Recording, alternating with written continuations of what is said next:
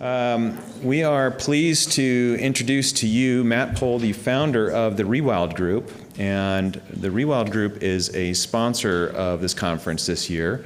They've got some great incentives for our attendees. So if you haven't already, make it a point to talk to Matt, to talk to Jamie at the table outside the doors here. But we had asked Matt to come in and demonstrate the business growth system that the ReWild Group developed. And the framework fits really nicely with BEI in that we have a proven structure to build a business's value prior to an exit. And Matt personally experienced the benefit of that methodology when he was able to 10x one of his businesses within 3 years. And then upon exiting, he acquired the IP of the methodology to create the ReWild Group system that can be used by business advisors around the globe. So with that, welcome Matt.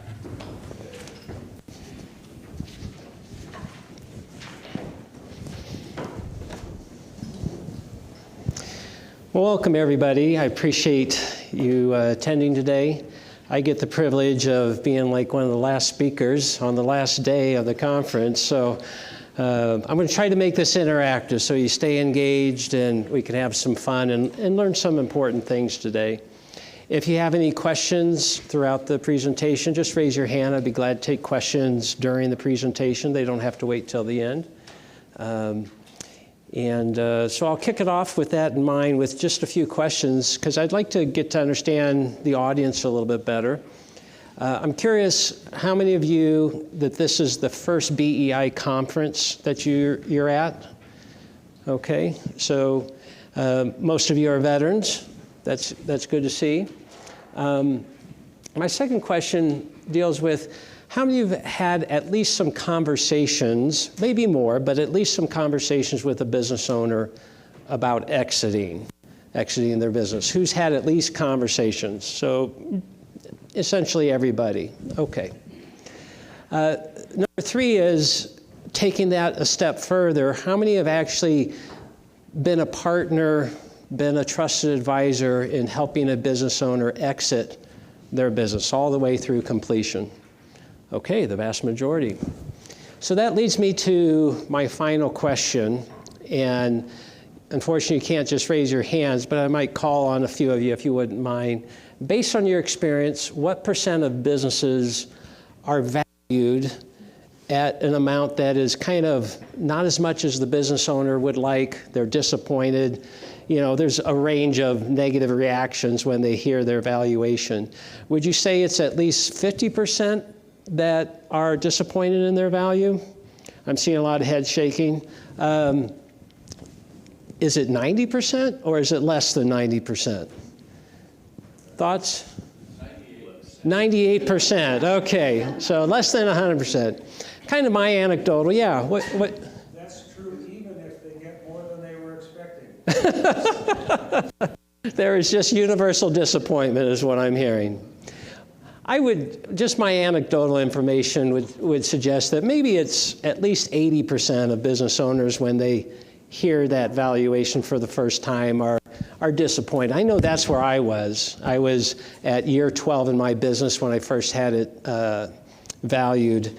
And it wasn't that it wasn't a sizable number, but it's like, well, I've been doing this for 12 years and that's all that has been built into it. So I think it's a common theme, right? If you are working with business owners who are looking to exit, maybe it's not universal, but it's the vast majority of business owners, when they see the value of their business, they're disappointed. They want more. And the reason they want more is because they've worked really hard, right? And so they equate the hard work to necessary value. So really what our session today is focusing on is this scenario, and that is what do you do when you have a client where their business value is less than what they want? And what we're going to talk about today is how organizational rewilding is a solution for that situation, where organizational rewilding can assist that business owner to vastly improve the value of their business. So I'm going to be introducing you to organizational rewilding, and this is a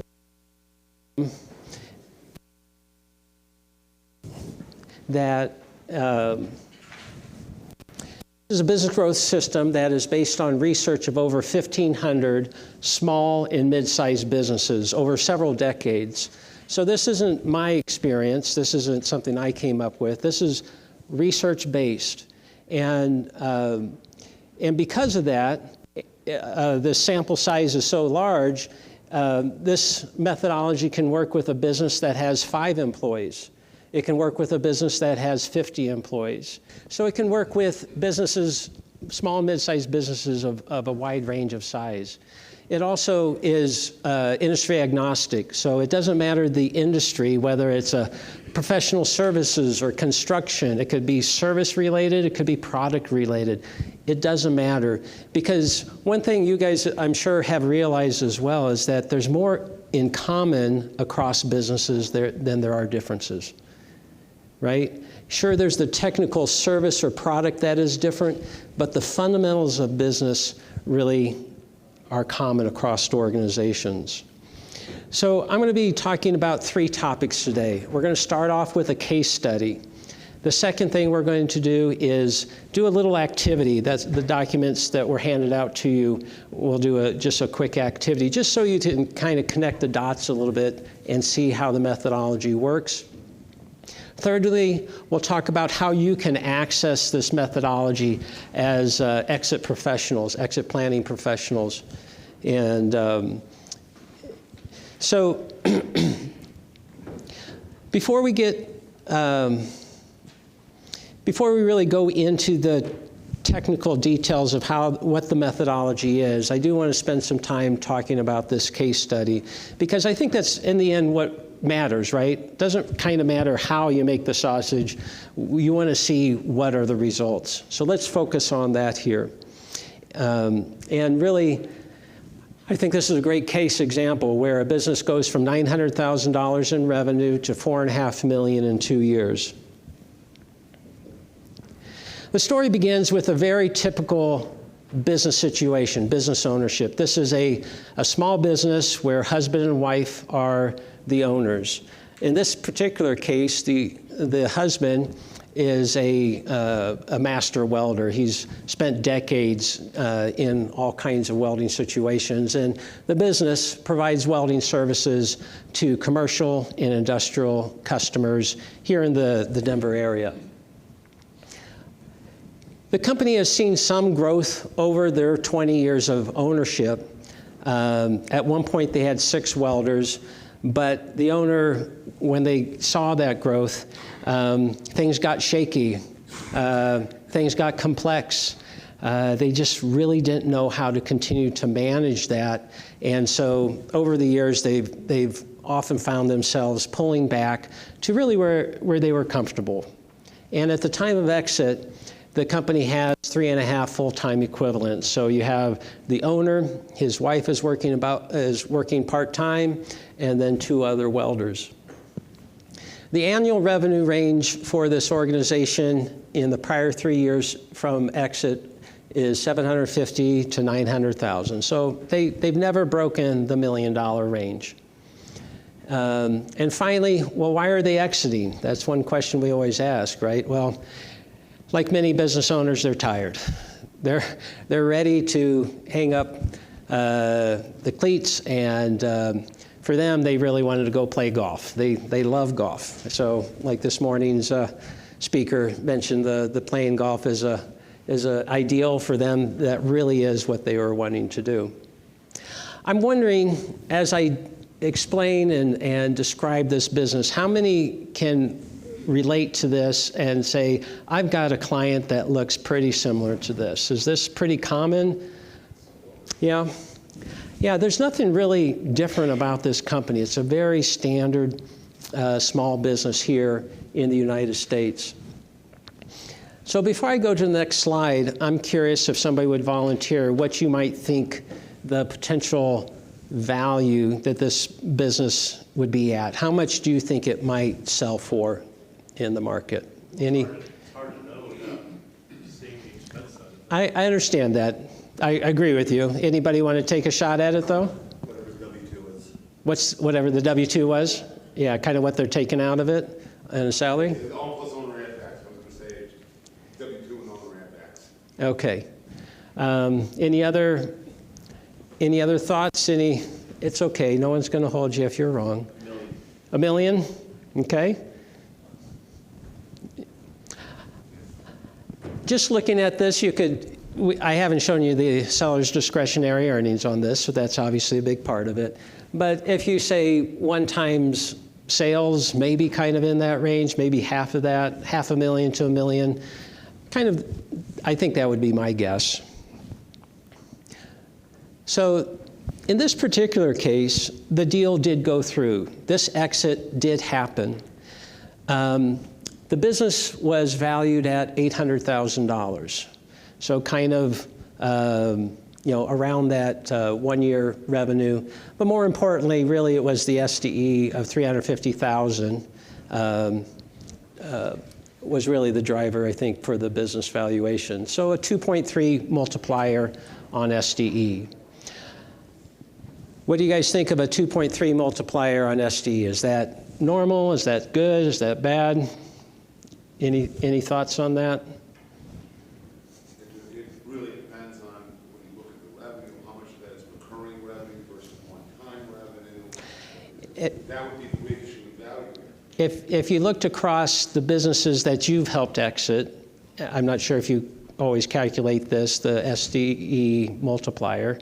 Is that something you guys have done in the past? And I know this is the afternoon, you're ready to get on the airplane. Okay, I get it, I'll go on.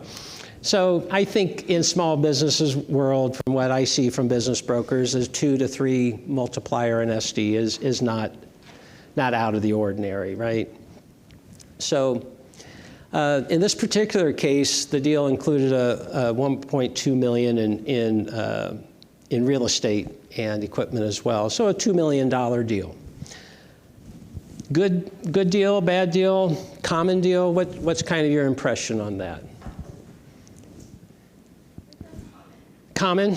Seems very common, doesn't it? And that's really my point. This business looks like a very typical business. This deal looks like a pretty typical deal.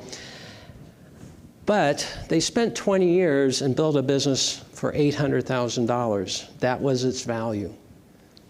That seems like a lot of effort, If there wasn't the real estate, this couple would have been faced with a decision on whether they should exit or not. And $800,000 is not what it used to be, right? $800,000 is not 30 years of most people's living expenses. They could have been stuck in this business with really no hope of getting out. But for the real estate, fortunately they weren't leasing, they had owned the real estate. So my point is that this couple, these business owners could have been in the situation like a lot of business owners where the valuation wasn't enough. And it's my point that I believe that they left a lot on the table. This business could have been valued at much more, but they didn't have a plan. They didn't have a roadmap to help them grow the business. And so instead, they sold the business as it is, and the new owner gets the opportunity to reap the benefit. So let me tell you about the new owner as we continue the story. The new owner was an experienced entrepreneur. She had owned a couple businesses before, and yet she had zero background in construction. Didn't really even know what welding was. Why did she buy the business? Well, she liked the idea of investing and owning a business in a specialty trade where automation was unlikely to displace that kind of a business. And also a business where you wouldn't have like a large competitor, say like an Amazon, that would come in and destroy the competition, right? So Amazon-proof, automation-proof to a certain extent. And the key difference here is that this particular business owner, she was coming in with the idea that she was going to use organizational rewilding to grow the business as quickly as she had or could. And the reason she had that mentality is because it had worked for her on her past business. So here you have two business owners, one that is a master welder, knows welding inside and out, 30 years in the industry, 20 years as an owner, the business worth $800,000. You have an entrepreneur, a female entrepreneur in construction, doesn't know the industry, doesn't know the trade, but has a system for growth. So the new owner started off with trying to figure out and wanting to figure out where she should be spending her time. And she turned to the organizational rewilding methodology. And it starts with an assessment that shows this, this graphic here, the circle that has some gray slices in it. The idea here is that organizational rewilding identifies what's missing in an organization. Organizational rewilding looks at a business as an ecosystem that has a lot of complex relationships. It's not a machine. And so what it's looking for, where are these weak areas that are having a negative effect in that ecosystem? And by identifying where there are weak areas, it gives you a place to focus. And that's what happened. And what results after you infuse these elements, typically in 9 to 24 months, you have a circle that's more filled in, where those areas that were gaps or were weaknesses are now fully there and contributing strong members to the foundation of the organization. So she ran the welding business through the process, and it identified, out of these 11 elements that are represented in this circle here, it identified 5 elements that needed to be focused on. The first was business model. Next is organizational structure. Brand and core values is third. Business development structure, and one-to-one process. There's a lot to unpack there, so let me just go into each one of those just a little bit to show you what impact it had as these elements were infused into the business. The business model. The business model is an engagement that encourages the critical thinking about what the business is actually in. It focuses on things like, where does revenue come from and how to organize those revenue groups. And in this case, it helped the CEO understand what was the core revenue group, the adjacent revenue group, and edge revenue group. Those were language that was introduced during the engagement. And also, what were the offerings? You know, she was new to the industry. She needed to be able to see this in a way that made sense for her. And the result is that it helped to reorganize and structure how operations was going to operate along these revenue groups. It also confirmed, through the business model engagement, the customer segment. So this is, who do we sell to? How many businesses, well, I'll ask that question in a little bit. And it encouraged the organization to identify at least 3 customer segments that they could go towards and market to. And that informed the marketing efforts, where to focus energy. And finally, it helped develop a 3-year strategic plan. This 3-year strategic plan, in the methodology, one of the key things is coming up with a theme for each of those years. It forces you to look 3 years out, which is healthy, so you know where you're going, not just this year, but the next several years. And for this organization, the themes selected were, for year 1, it's build the foundation. For year 2, it was grow capabilities, and year 3 is expand market share.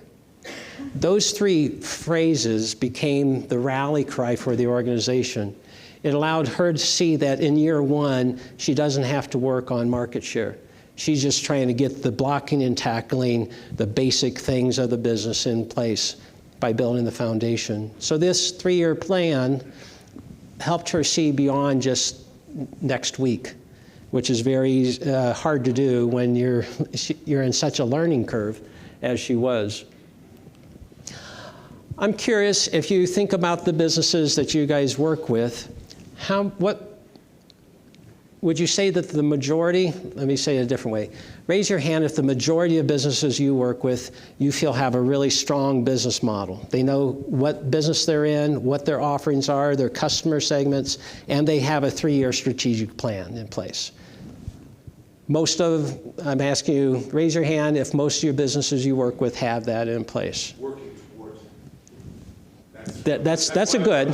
That's a good. That's at least a half arm raised. Okay. Okay. So that's probably what I'm seeing is not many businesses have that. Organizational structure focuses on organizing the work before you organize the people doing the work. In a small business, oftentimes you end up with containers of work that don't make any sense, and you hand that container to somebody, and they're asked to do that work. And when that person leaves, you try to find somebody who can do all the work in that basket, and it doesn't make any sense. So when Sue leaves, you try to hire another Sue, but Sue had unique capabilities, and you can't find another Sue. It makes the organization very brittle because of that. So organizational structure, some of the key takeaways from this element was that they created formalized positions with titles that made sense, that all the employees could be assigned to, and they knew what their position was. That may not sound too radical, but this is a welding company, okay? This is not some high professional services company. Just having a title was something new for them, for many of the employees. And it created a career path so that these welders could see, okay, I'm coming in at this level, but there's other levels ahead of me that I can aspire to. The organization was hiring a lot of people, so knowing the positions they were hiring for was critical. And then when those new people came on, to be able to effectively onboard them. Organizational structure, clear titles, people know what their roles and responsibilities are. On average, raise your hand if on average the businesses you work with have clear organizational structure. Clear titles, people know what their roles and responsibilities are, just those two. What's that? Same half answer here, a few hands. So, yeah, there's probably more organizations that are doing better in org structure than on business model. Yeah. Maybe one thing that I think is also should be there is employee retention. That is a side effect. Especially in today's society. Yep. My clients finding capable people are hard. Retaining them is even harder. So I think it definitely helps. Just in all transparency, keeping welders at one place is like herding cats. It's a very challenging industry, but it's better than the norm. So the third element was brand and core values. I think we've all heard the mantra that businesses, organizations need values, right? In this particular engagement, we break it out between brand values. Brand values are the promise to the market. This is what you're promising the customer experience is going to be. And core values, that's the values that you're going to use internally that determine how you interact as a team. And so brand and core values help this organization because it helped the new owner to say, okay, who are we going to be? We kind of have a blank slate. What are we going to be to the market? What are we going to promise them? And by working through the critical thinking on that topic, they identified really some unique things about their organization that they were going to promise and deliver to the marketplace that really differentiated them from the marketplace. Core values were also important because it set expectations. Again, they're forming a brand new team, all these new people coming on. There's no historical culture to really refer to. So it was important to say, okay, if you're going to come on board, these are our expectations. This is our promise to one another, how we're going to act to each other. And one of the results of this, I'd say two of the key results is that it improved team unity. So everybody kind of knew what the rules of the game were, right? And so you could kind of gel as a team better. It also highlighted people who were not good fits. And that was important as well. So you could get the bad apples, not really necessarily bad apples, but just individuals who were not willing to sign up for these values. It became clear, and then they were asked to leave. The fourth element was business development structure. Let me go back here. Brand and core values. raise your hand if most of your, the businesses you work with have clear values of some sort. It may not be broken out by that, but if you could just raise your hand if most of them have that.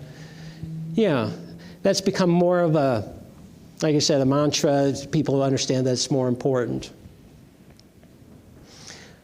Okay, business development. This is business development structure, but we define business development as having three functions: marketing, sales, and customer service. So just being able to implement that structure of helping the team know, okay, what does marketing do? What does sales do? What does customer service do? Is very for the organization. Some of the things that came out of this element were identification of specific marketing campaigns and where they fit in the prospects on the buyer journey.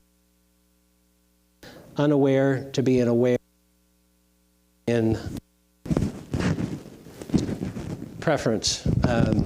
It highlighted, this was a key thing, it highlighted the need for a strong sales process. And this is probably common for many trades, but this kind of the business development process, marketing generates leads, and those leads tend to come as a proposal request. So lots of proposal requests coming in. They need a sales process that was efficient, accurate, and professional looking. The net effect, just in this one area, there was a dramatic change. Instead of having maybe 2 proposals a month, the business is now generating 10 to 20 proposals a month. Just an example of that impact. One of the key things about having a structure that does business development, you're less dependent on any given individual to do that. Most small businesses look to their owner to generate much of the revenue, right? So raise your hands if on average your clients, if the owner left, that most of the revenue generation would go away with that owner. A good number of you, okay. Lastly, the one-to-one process. The one-to-one process is just a structured conversation between every supervisor, everybody in a supervisory role, with their direct report. And this occurs every 1 to 3 months, depending on your industry. And what this does is it creates a structured feedback loop whereby the employees and their supervisors, outside of the busyness of the day-to-day activity, get to have just an open, honest conversation to talk about things that are working, what's not working. And so part of that was just creating this feedback loop. Again, brand new supervisors, new employees, how do we gain some trust in the organization? Well, the one-to-one process is how you do that. It allowed time to celebrate successes, and those could be, hey buddy, you're doing a great job with this kind of welding. You did a great job on that project. Oh, we're doing a good job as a team. We've made some real milestones as a company. So you celebrate some successes, but you also identify what's not working. And who best to find out what's not working than the people in the trenches? But how do you find out about that as a management team or as an owner? Well, the one-to-one process helps encourage this feedback of what's not working and to generate improvements, which were critical because literally everything of this organization is brand new. We're doing time reporting the first time, billing of clients the first time, collections for the first time. And as you do that, you find a lot of things that need to be improved. So getting those ideas for improvement came out of that. Last one, guys. Let's really stretch our arms here. What, on average, do your clients have something like this feedback loop, whether you call it a one-to-one process? I'm not talking about an annual review. That's not what I'm looking for here. But on average, most of your clients have something that looks like this. I don't see any. Oh, a couple hands here. Okay. So think about this. In less than 2 years, this organization with a brand new owner was able to implement all 5 of these elements into the organization. Okay? And as we can see, not many organizations have even one of these. And let me tell you, the welding industry is not a sophisticated business industry, okay? So compared to the competitors in this market, it's even more dramatic. This took a ton of energy and really commitment on the part of the CEO, right? Not only was she working in the business, she had to work in the business, but she needed to be working on the business as well. And that's really what organizational rewilding is. We've all heard the term, well, you need to work on your business, work on your business. Well, how do I do that? That's usually the next question from the CEO. Organizational rewilding is how you work on the business. But it took commitment because the CEO knew that it'd be so easy just to get totally flooded with working in the business.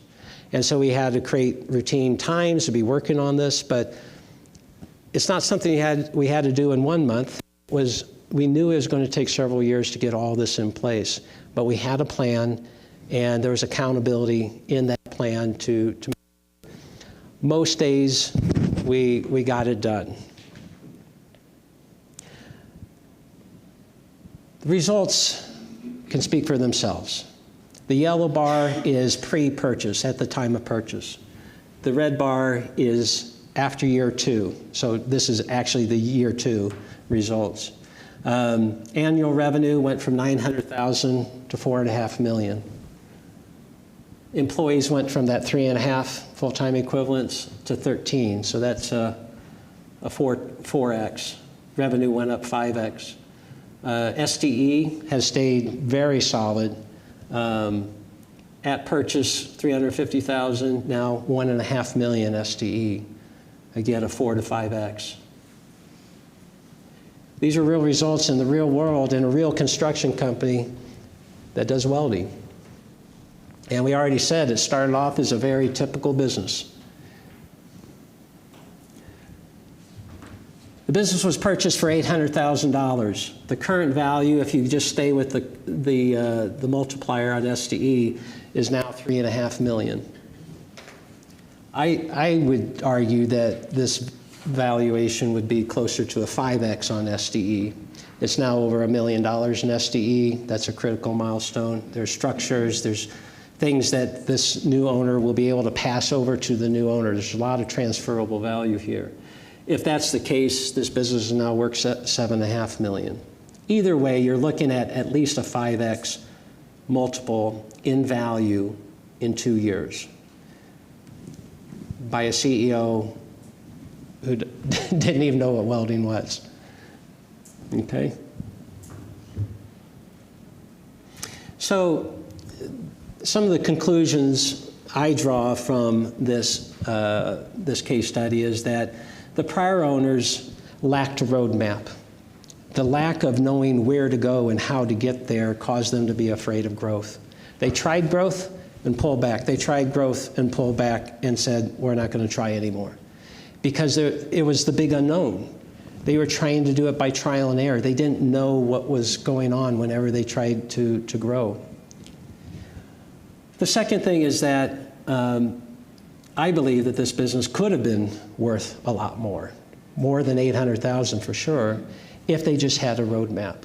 Now, it turned out that it was a good enough exit for them and they left, but they could have been stuck with just the $800,000 in business value and no option but to continue to work it, and really with no idea of how to change it much from there.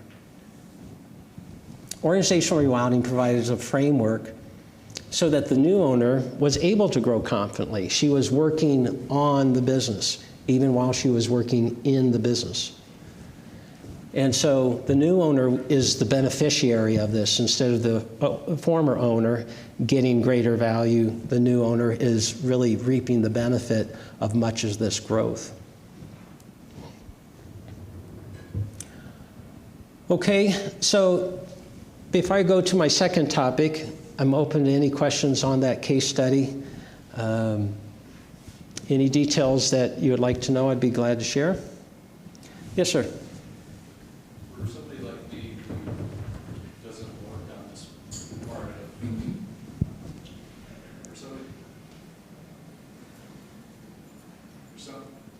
somebody like me who doesn't work on this part of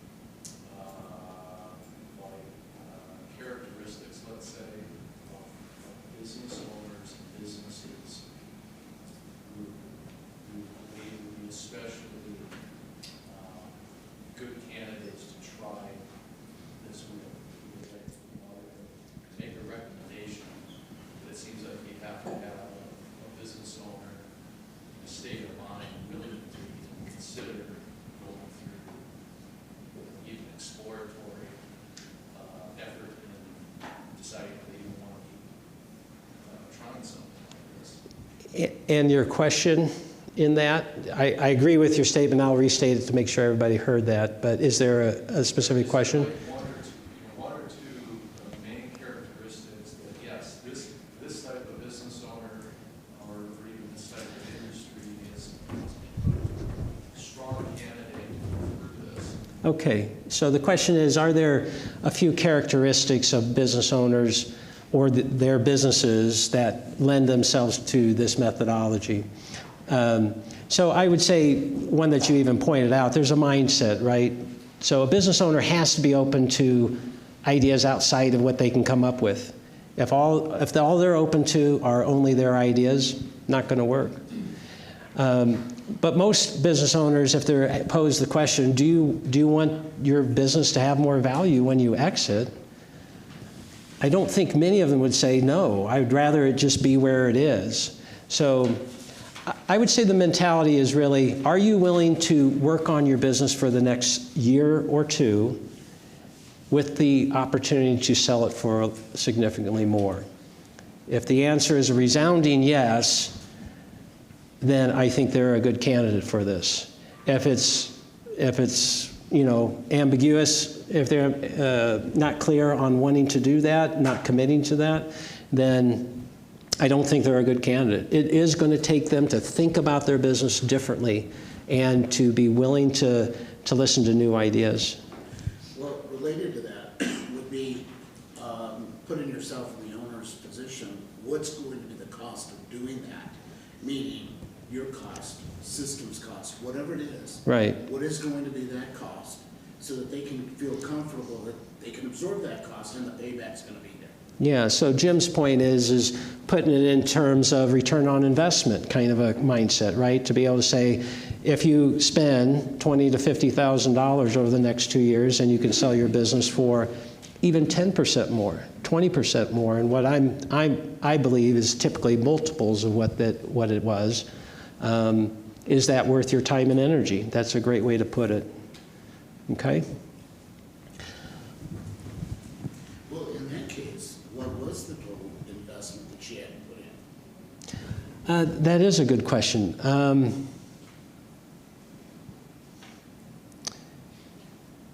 I don't have the exact number, but it was between 50,000 and 100,000. It's not bad. I think she thinks it was a steal. Okay. And she's just getting going, right? She's not looking to exit this next year, so it has long-term benefit, and obviously it's already generated more than $1 million in SDE just in year 2. So, yes, sir. Is there someone that's implementing this with her? Yeah, in this particular case, it's one of my personal clients. Now we have, and we'll talk about this, we have a network of advisors that you guys can tap into, but this happens to be one of my clients. Does this compete with something like, say, the EOS system interaction? Yeah, so EOS and Scaling Up are two systems that this competes with. Obviously, there's pluses and minuses with anybody in the marketplace. I believe our system has some unique advantages to it, including it's not a one-size-fits-all, and we'll go over that here in a bit. And secondly, it's both comprehensive and cohesive. So what I mean by that is it's comprehensive in that it really touches more of the business than many of the other systems do, and it's cohesive in that all of the ideas come from one source. It's not a best of breed where you've picked, certain ideas from different authors or different thought leaders, and those thoughts don't necessarily connect in some way. This is cohesive. It's from one source, and so it builds on itself, and because of that, I believe it's stronger. I'm getting ahead of myself here, but with this particular platform, they ask for advisors. Some of us advisors don't do this on a daily basis, but we may want to engage in projects over the year. So how difficult is it for perhaps a novice in being with that this particular platform? Yeah, so the question is how does somebody who's a practitioner that's not doing this all the time, how easy is it to get up to speed, to maintain being up to speed, And if it's okay, I'm going to talk on my third topic of how you access that, and that's a great question for me to answer then. Okay, so the activity is pretty simple. We've got this sheet here. Oh, before I go to that, I want you to think of one client, just one client. I'd like them to have, let's say, actually over 10 employees. That would make it more interesting for you. More than 10 employees, it's a client that you know a decent amount about, just you're familiar with their business, okay? That you might want to see, I wonder what this system might show me, what insights that I could pass on to the owner of that business, okay? So think of a business, and we're going to use that business as in our example here. I'd like you to take out this document with the red banner on it. It's the smaller of the two sheets. And the instructions are pretty straightforward, but I'll kind of walk you through it. And I'd like you to go ahead and fill this out for this business, this company that you've already selected.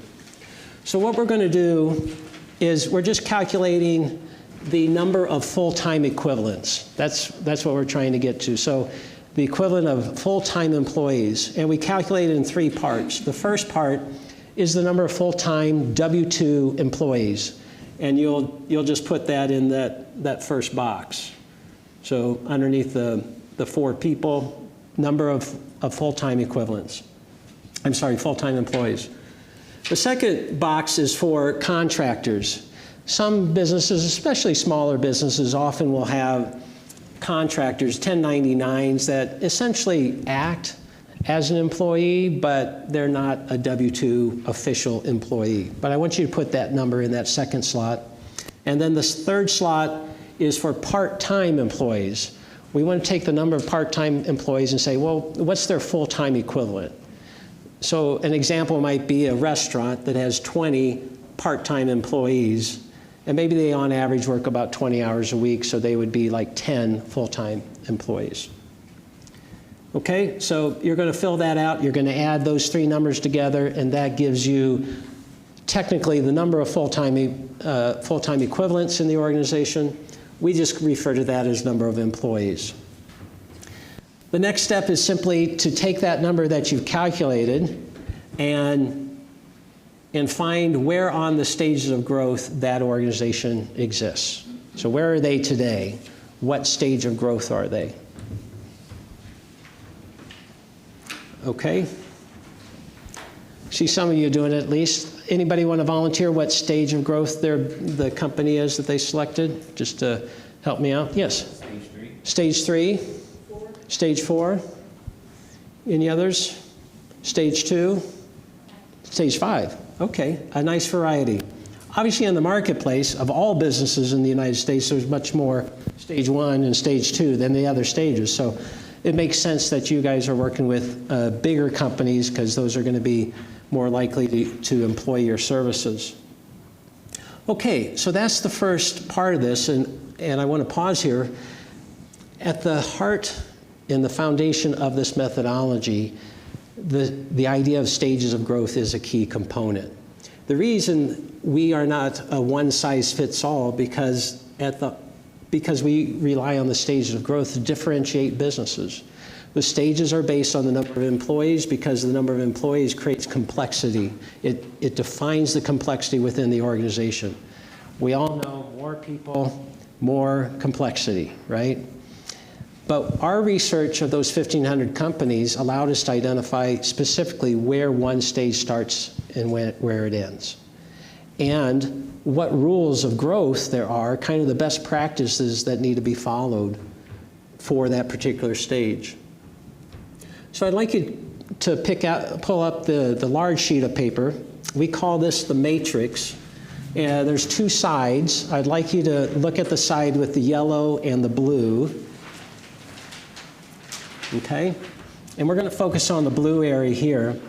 What I want you to do is find which column is the stage for your business. Okay, so if you have a stage 4 business, and then I'm going to ask you to just draw a square, an outline around this blue area here for your particular stage. So this is an example of a stage 2 business.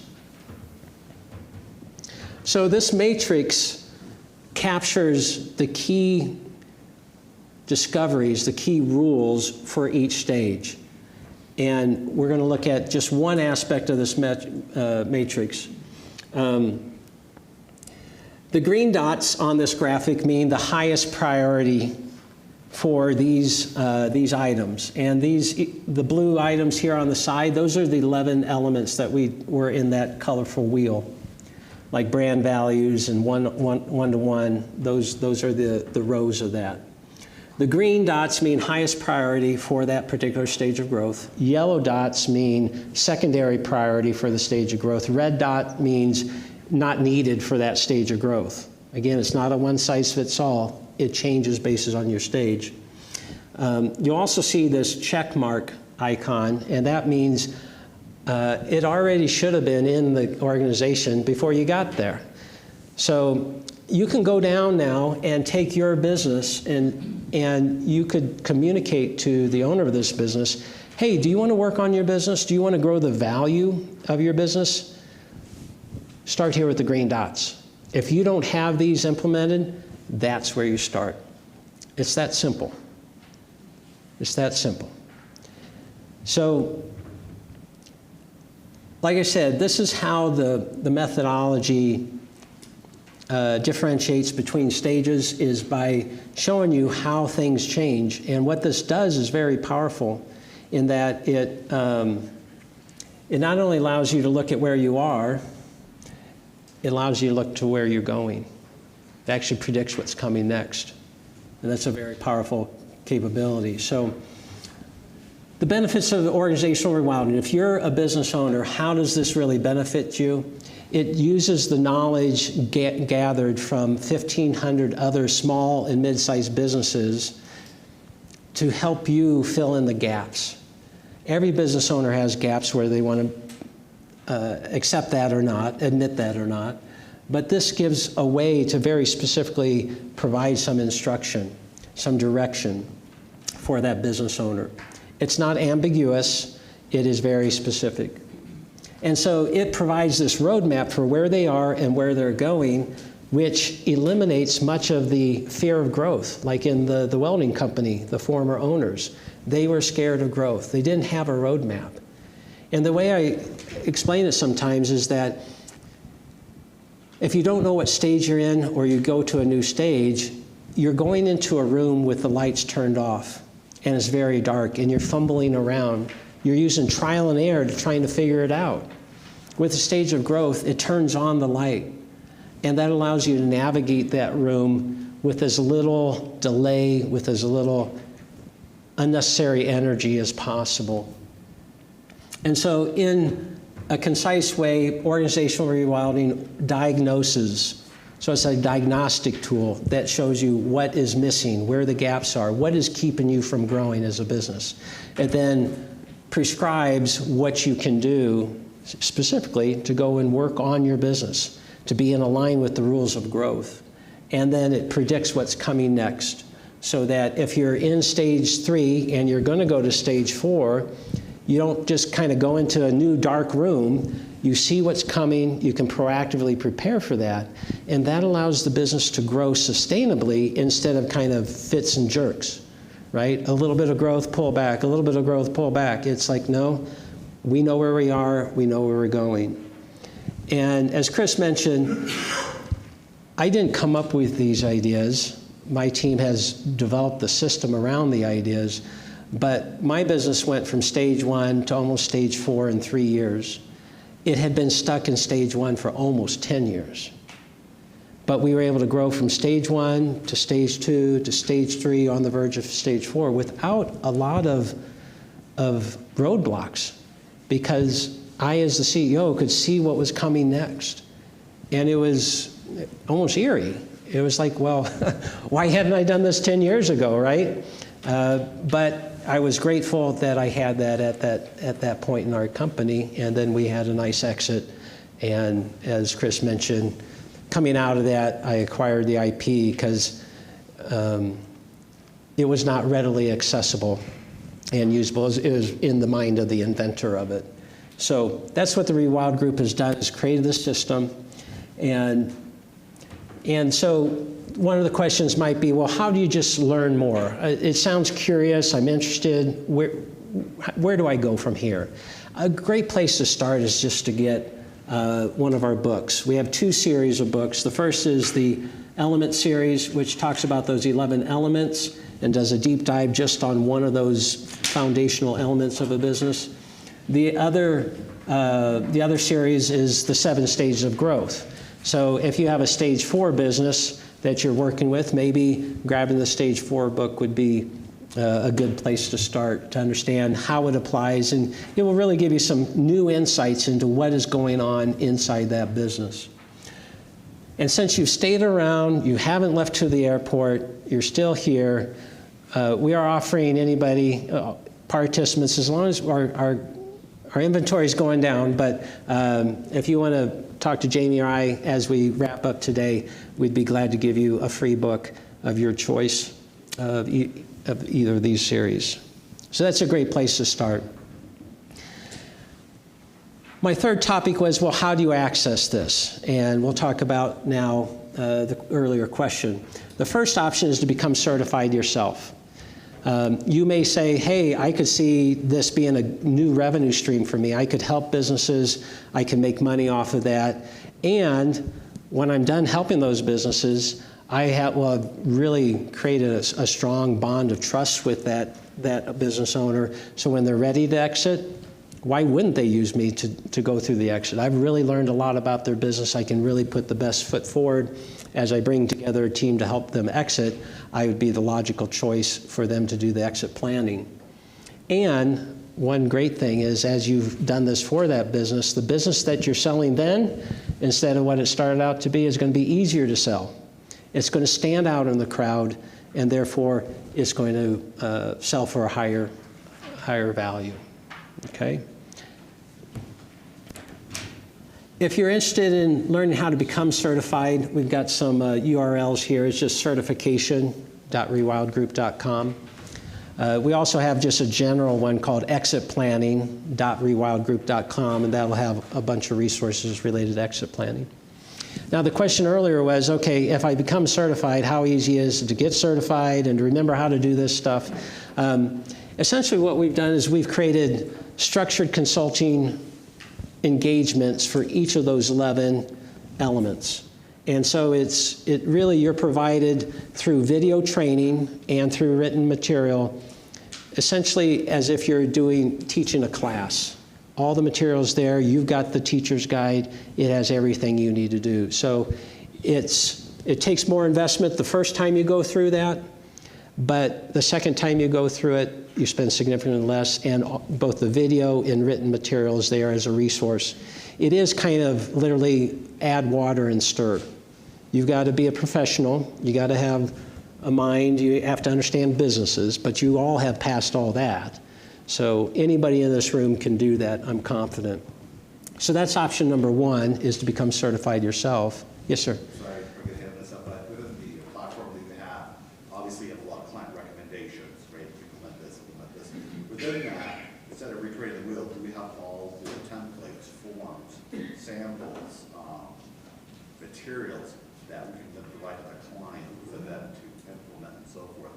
Or is it just us sort of just trying to figure it out? No, all of that is provided to you. It's literally add water to all the resources, and you're walking through, and just to dig into this since there's some interest here, the engagement is comprised of multiple 2-hour meetings with the client. Each of those 2-hour meetings is structured, has an agenda, has all the worksheets and activities and everything you're going to go through. It has questions to ask. You're not there to solve the problem. You're not there to come up with the answers. You're there to facilitate the questions and getting them to think of the answers, helping them documented within the framework. So you don't have to create. You just have to facilitate. Okay?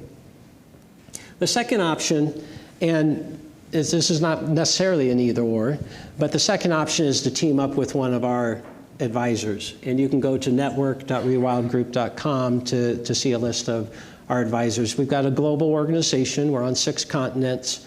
And all the material, all the capabilities within organizational rewilding can be delivered virtually. So they don't have to be in your backyard to be able to impact your client. So during COVID, like everybody, that was one of our big shifts or pivots, was to make sure everything could be done virtually. And in some ways, some of our advisors actually feel it's more effective doing virtually than in person. I'm an in-person guy, but maybe I'm a little bit old school in that. So many of our advisors have referrals. So if you want to bring them in, there's a bit of a revenue sharing. Everybody that's an advisor is an independent consultant, just like you guys are. So those arrangements are worked out between you and the advisor. So 2 options, and you might say, well, let me see how it works a little bit on a client. And once you see that it's actually impactful, you can say, well, maybe I'll add that to my tool bag. Kind of at a later point in time. I do want to mention that for BEI members, we have a couple really, I think, good offers for you to consider. For certification, the initial certification is $1,500 normally, but we're giving 50% off through the end of the year. So the investment for that initial certification would be $750, and between 8 and 10 hours of online learning that you would go through with testing and stuff like that. So you can do it at your convenience. Instead of binging on Netflix, you can get a few hours of done on your certification. The other thing we're offering, which is, we've never done this before, but I think there's a lot of value here. And that is, we are willing for any BEI member to do 2 of those assessments that the welding company went through. It's called the ReWild Business Assessment, RBA, ReWild Business Assessment. We're giving 2 of those away for free.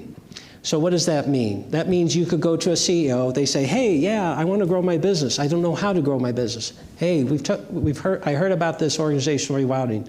Would you be willing to try it out? Can't make any promises. It'll take you about a half an hour of time commitment. They go fill out the online assessment. We come back within a week or 2 with a 20-page personalized, individualized report that shows here is where they are misaligned with their stage of growth rules. We do a debrief for about an hour with you and the client to make sure you understand the findings. No other commitment. They can go and say, that's hogwash. They can say, oh, this is great, but I can do it myself. Or they can say, hey, this is great. I could use some help. Can you help me? And then you go option 1 or option 2. I'll do it, or I'll have a certified rewilder do that. So I'd really encourage you to consider these. It's a great way for you to learn about it. You probably have clients who maybe are a little bit closer, they're better friends. It's like, hey, could you do me a favor? 2 things will come out of this, I promise you. You'll be impressed, and the CEO will be impressed at how accurate the assessment is. The second they will be impressed with is how much depth there is. They will say, how in the world can this report know this amount, this depth about my business? Nobody knows about this. I don't even know this. I haven't even seen this. How can it be pointing this out to me? You'll have those 2 reactions, I guarantee you. Okay? So take advantage of those 2. It doesn't cost you anything, no real significant time investment, but then you can consider if becoming certified is right for you, and if not, look to our network to support you to help to grow the value of the businesses you work with. I've asked Paul Kinghorn, who's a longtime BEI member, to come up and talk because his organization at the University of Northern Iowa has used the stages of growth methodology for a while. And since he's familiar with exit planning and with this, he provides kind of a first-hand account. And if you want to come up here, Paul. Sure. So thanks to Matthew and his team for inviting me to say a few words. At our university, in my center, we work with small businesses, much like a lot of you. One of the things we heard repeatedly when we were talking to our clients, whether they're part of a peer group or whether they're one-on-one engagements, they wanted to find a system or solution that was research based. It was founded on solid research that was in a system so that they could apply it, but not a system that was so prescriptive that they treated them like everybody else, but yet had the tools to go and grow. And then, and here's the key, was evidence-based. So it had to then be known to produce results. So we looked around a ton of different systems out there. I had read some of the material originally that this is based on, fell in love with it. And then when Matthew and his team came on, I consider that kind of like steroids, putting it, the system through steroids, and we get this modern, much more complete version of it. I can say that our clients are through the roof. It's easy for us to administer. I'm a huge proponent of, I don't want to do your work for you. I want to give you the tools and then let you do the work. So it gives us that opportunity. It gives us the chance to engage with them, help connect them with professionals like you when the need arises, facilitate the conversations, but then ultimately be able to tie back the impact. And so to that extent, we couldn't be happier with the relationship we have with Matthew and the ReWild group. It's easy to be certified. It's easy to acquire the materials to market and promote it. I don't feel like it's much risk on our part. So thank you very much for allowing us to do that. I would certainly encourage at the very least looking into their system, because it is a very powerful system that meets most of what all of us are looking for when it comes to helping our clients and their companies improve. Thanks, Paul. Okay, went a little bit long, and I appreciate you for being patient. I'll open up for questions, and if you need to leave, you're welcome to do so. Question?